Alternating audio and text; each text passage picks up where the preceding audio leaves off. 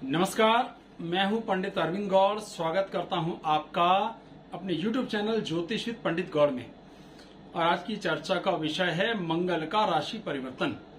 तो मंगल 12 जुलाई 24 को अपनी राशि बदलेंगे और वृषभ राशि में आएंगे। यहां वो लगातार बने रहेंगे 25 अगस्त 24 तक। तो इस गोचर का क्या प्रभाव सभी लग्न राशियों पर हो सकता है, इसी संबंध में आज की ये चर्चा है।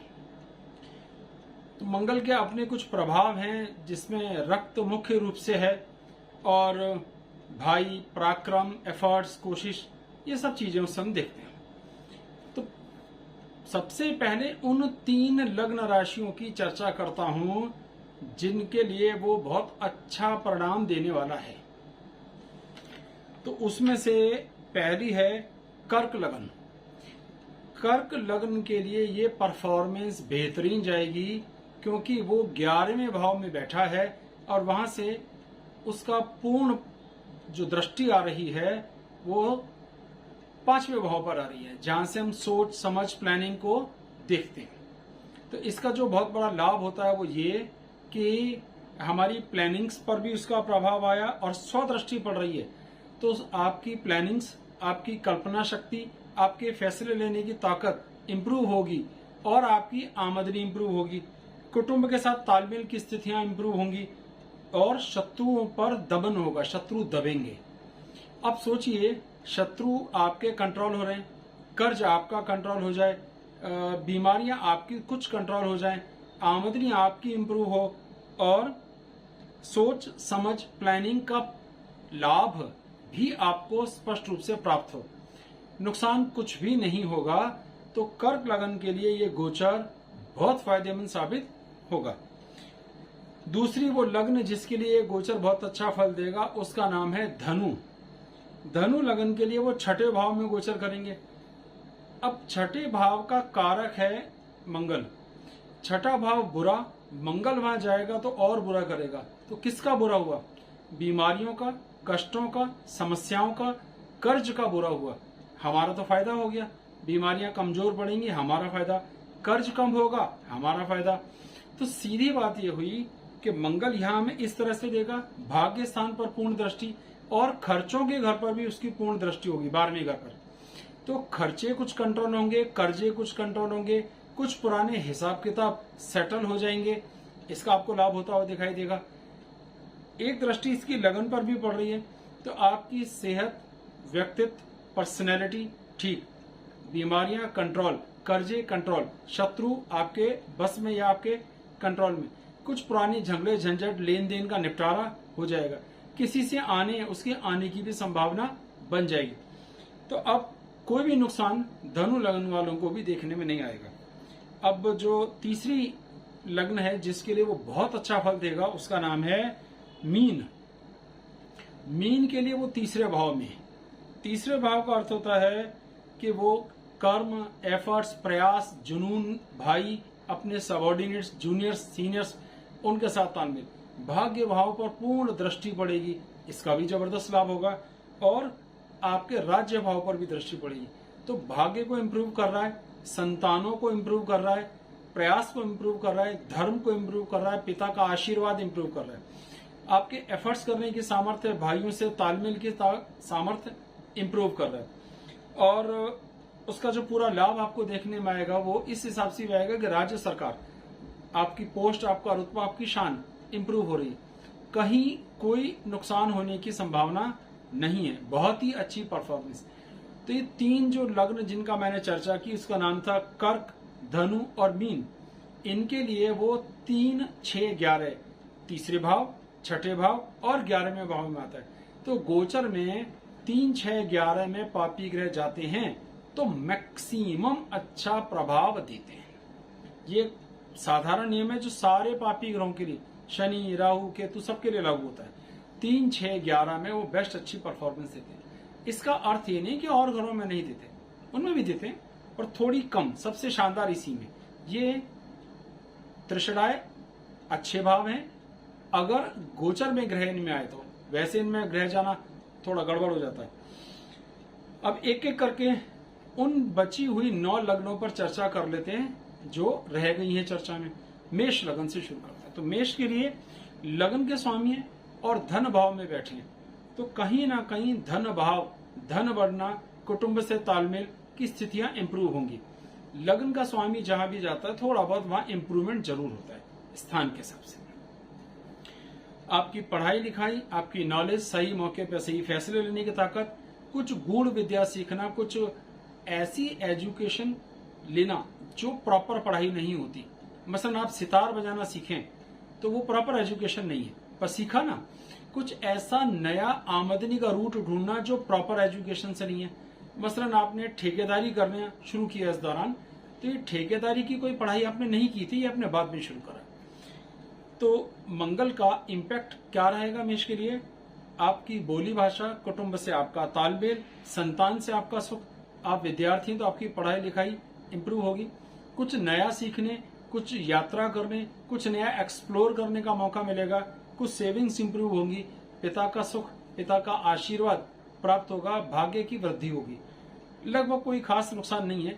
ले देकर थोड़ा सा है कि कभी कभी आंखों को कोई तकलीफ देखने में या खून से संबंधित बीपी बढ़ना, घटना, छोटी मोटी चोट लगना हो सकता है। कभी कभी गले की भी कोई छोटी मोटी समस्या देखने में आ सकती है, बाकी बिल्कुल ठीक है। वृषभ के लिए ये लगन में आएंगे। अब लगन में मंगल जो है कहीं ना कहीं मंगलिक होने का योग बनाता है। मंगल यहाँ पर 12वें घर का स्वामी है और 7वें घर का भी स्वामी है, इसलिए स्वास्थ्य पर दबाव डालेगा।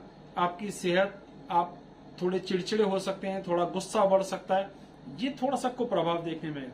वैवाहिक जीवन के लिए ठीक है, विवाह होने के लिए भी इसमें कोई आपत्ति की बात नहीं है। जो छोटे हैं, विवाह के लिए उनकी उम्र है, उनके लिए भी अच्छा है। लेकिन खर्चे बढ़ेंगे, सेहत को थोड़ी सी दिक्कतें आएंगी, इलाज के लिए थोड़ी सी भागदौड़ बढ़ेगी, ऐसा देखने में आ सकता है। और थोड़ा प्रभाव ये आएगा कि इसकी एक दृष्टि सुख के भाव पर आएगी।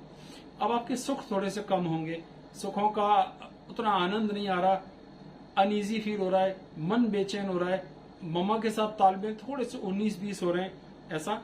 और 8वें घर पे इसकी मित्र दृष्टि से ऐसी तकलीफें जिनका फिर खून से लेना देना है देखने में आ सकती हैं। आप इन्हें पाइल्स, पीरियडिक प्रॉब्लम टाइप की समस्याएं समझ सकते हैं। तो मिला जुला सा असर वृषभ के लिए आ रहा है, बहुत साफ सुथरा नहीं है, लेकिन वैवाहिक जीवन के एंगल से ठीक है। बाकी हर चीज पे कुछ न कुछ चिंता, तनाव, प्रेशर, अनईजी फीलिंग बना के रखेगा। मिथुन के लिए 12वें घर में बैठा है। 12वें घर में ये खराब स्थिति मेंटेन कर रहा है। छठे और छठे से छठे यानी 11वें भाव का स्वामी है, तो आमदनी कुछ कम होगी, खर्चे बढ़ेंगे, पर शत्रुओं पर कंट्रोल बढ़ जाएगा, ये प्लस पॉइंट रहेगा। आप अपने शत्रुओं को कंट्रोल कर सकोगे। समझिए किसी से आपको पैसा देना था, अब किसी भी कारण ये स्थितियां बनी कि वो मान लीजिए 1 लाख रुपए देना था, बहुत बहस हुई, इस दौरान आपने नेगोशिएट करके उस प्रॉब्लम को सॉल्व करा और 70,000 रुपए में सारी बात कर दी, तो पैसे बेशक खर्च हो गए पर आपकी एक प्रॉब्लम सॉल्व हुई और आपके फेवर में सॉल्व हुई। तो इस तरह की बातें देखने में आती हैं। तो पैसे के लेन देन के कुछ निपटारे होते हैं जो आपके हक में होंगे, पर पैसा खर्च हुआ। भाइयों के साथ सहयोग मिलता है, आपके दोस्त, आपके भाई, आपका ऑफिस स्टाफ आपसे तालमेल करेगा, इसका फायदा आपको देखने में आएगा। तो भाइयों का सहयोग मिल रहा है, शत्रु दब रहे हैं या उनसे नेगोशिएशन हो रहा है या कोई ना कोई हम बात संभाल पा रहे हैं, ये देखने में आएगा। लेकिन वैवाहिक जीवन पर जबरदस्त बुरा असर पड़ेगा। ससुराल वालों के साथ भी तनाव बढ़ेगा, मन का सुख घट रहा है, जीवन साथी से भी तालमेल की दिक्कतें आ रही हैं, घर से कहीं ऐसा दूर भी जाना पड़ सकता है जैसे बिना बताए कहीं चले गए, अब इसकी वजह से घर में तकलीफ आ रही है। तो मिथुन के लिए लगभग खराब है, इस गोचर का कोई विशेष लाभ नहीं होगा। अब सिंह की बारी आती है। तो सिंह के लिए ये बैठा है 10वें भाव में। 10वें भाव में बैठ के अब ये यहाँ अच्छी स्थिति मेंटेन करता है, कोई आपत्ति नहीं है, भाग्य का स्वामी है और त्रिकोण का स्वामी केंद्र में आया, तो हर लिहाज अच्छा है। सुख बढ़ेंगे, यात्राएं थोड़ी बहुत देखने में आ सकती हैं, माँ के साथ तालमेल की स्थितियां इंप्रूव होंगी, मन का सुख थोड़ा सा इंप्रूव होगा, कुछ अधिकार मिल सकते हैं, कार्य क्षेत्र में पॉजिटिव परिवर्तन जैसे ट्रांसफर हो सकता है, नई जॉब मिल सकती है या प्रमोशन हो सकता है, ऐसा भी कुछ हालत पैदा हो सकते हैं। लगन पर इसकी दृष्टि आने के कारण थोड़ा सा गुस्सा या इरिटेशन बढ़ सकती है। सोच समझ प्लानिंग इंप्रूव होगी, संतान का सुख इंप्रूव होगा, एजुकेशन का सुख इंप्रूव होगा। तो काफी हद तक ठीक है। थोड़ा बहुत हमारी सेहत के लिए तकलीफ देने वाला है, बाकी तो मिला जुला असर है। अब बात आती है कन्या के लिए, ये भाग्य स्थान में आएगा। अब अष्टम भाव का स्वामी है। अब अष्टम और अष्टम से अष्टम यानी आठवें और तीसरे दोनों भावों का स्वामी है, तो ये थोड़ी खराब स्थिति मेंटेन करता है, तो भाग्य की हानि करेगा, पिता से तालमेल की स्थितियों को थोड़ा सा खराब करेगा, खर्चे ज्यादा होंगे, ये एक समस्या देखने में आएगी, और सुख थोड़े से घटेंगे।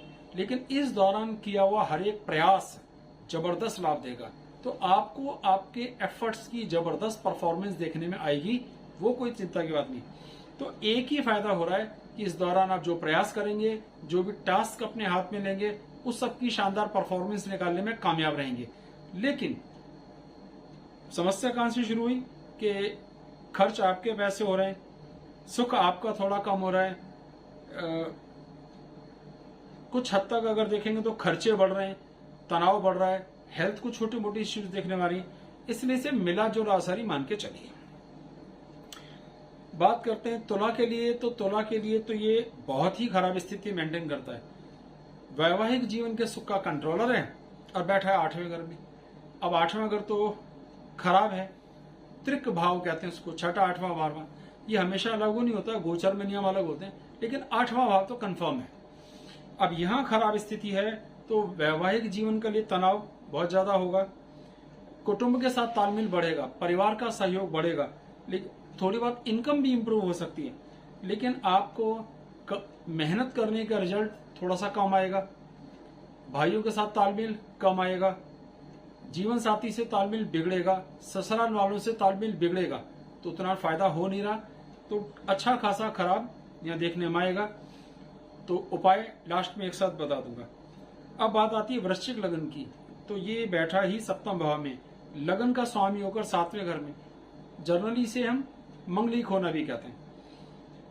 अब मंगल की लगन पर पूर्ण दृष्टि है, जब भी लग्नेश लगन को देखता है तो हमें गर्व, दंभ, अकड़ बढ़ जाती है, क्रोध बढ़ जाता है।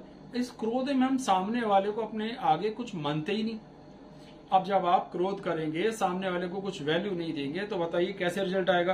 तो क्या देखने में आती है समस्या कि जीवन साथी के साथ अन्याय होता है, तालमेल की दिक्कतें आती हैं, एडजस्टमेंट की दिक्कत आती है, इससे आपकी बोली भाषा प्रभावित हो रही है, कुटुंब से तालमेल खराब हो रहे हैं, ससुराल वालों से तालमेल खराब हो रहे हैं, मन का सुख घट रहा है, लेकिन आपकी अकड़, दंभ इंप्रूव होती है, या यूं कह लीजिए कि आप अपनी अकड़ में किसी पर ध्यान देना ही नहीं चाहते। तो इसलिए गोचर में मंगल जब सातवें भाव में आएगा वृश्चिक के लिए, तो अच्छी परफॉर्मेंस नहीं देगा। अब बात आती है मकर लगन की। अभी मकर लगन के लिए वो अच्छी स्थिति है, आमदनी इंप्रूव होगी, संतान का सुख, ज्ञान का सुख, पढ़ाई लिखाई का सुख इंप्रूव होगा, लेकिन खून से संबंधित कोई तनाव, छोटी मोटी चोट, एक्सीडेंट या छोटा मोटा ऑपरेशन, अगर कोई बुरी स्थिति पहले से चल रही है तो हो सकती है। खर्चे भी बढ़ेंगे, अब इलाज आपका होगा तो खर्चे आपके होंगे, लेकिन पढ़ाई लिखाई इंप्रूव हो रही है, इनकम इंप्रूव हो रही है, ये फायदे आपको मिल रहे हैं। तो मकर के लिए मिला जुला प्रभाव है, इसमें संतान, ज्ञान, आपका डाइजेशन इंप्रूव, आमदनी इंप्रूव, पर हेल्थ थोड़ी बिगड़ रही है और खर्चे थोड़े से बढ़ रहे हैं। कुंभ लगन की बात करते हैं, ये हमारी आज की आखिरी लगन हो जाएगी, क्योंकि मीन का तो हम पहली बात कर चुके हैं। चौथे घर में बैठेगा। अब चौथे घर में बैठा हुआ ग्रह तनाव देगा, फ्रस्ट्रेशन देगा, अनईजी करेगा। एक, फैमिली से तालमेल कम होंगे। दो, ब्लड प्रेशर ऊपर नीचे होगा, पल्स ऊपर नीचे हो जाएंगी। तीसरा नुकसान, जीवन साथी से तालमेल बिगड़ेगा। चौथा नुकसान देखने में आएगा। लेकिन कार्य क्षेत्र पर आपकी बहुत वाह होगी, आपकी कद्र होगी, आपकी वैल्यू होगी, आपकी आमदनी इंप्रूव होगी। तो आमदनी इंप्रूव हो रही है, जीवन स्तर इंप्रूव हो रहा है, जहां काम करते हैं आपके वर्किंग प्लेस पर भी आपका मान सम्मान बढ़ रहा है, लेकिन मन का सुख घट रहा है, फैमिली को समय नहीं दे पा रहे, सेहत का ध्यान नहीं रख पा रहे, ये नुकसान देखने में जरूर आएगा। तो जो भी 12 की 12 लगन थी, उन सब पे चर्चा हो गई। उपाय मैंने स्क्रीन पर दिखा दिया है, ये उपाय किए जा सकते हैं। जिन्हें ज्यादा तनाव महसूस हो उनको, गोचर है ज्यादा बहुत लंबे समय के लिए नहीं होता है, फिर भी अपना जबरदस्त असर करता है, क्योंकि विवाह के योग हम गोचर से ही देखते हैं और उसमें मंगल भी एक कारक होता है, शनि गुरु के साथ मंगल को भी।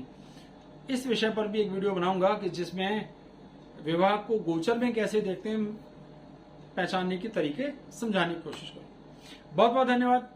जय सिया राम।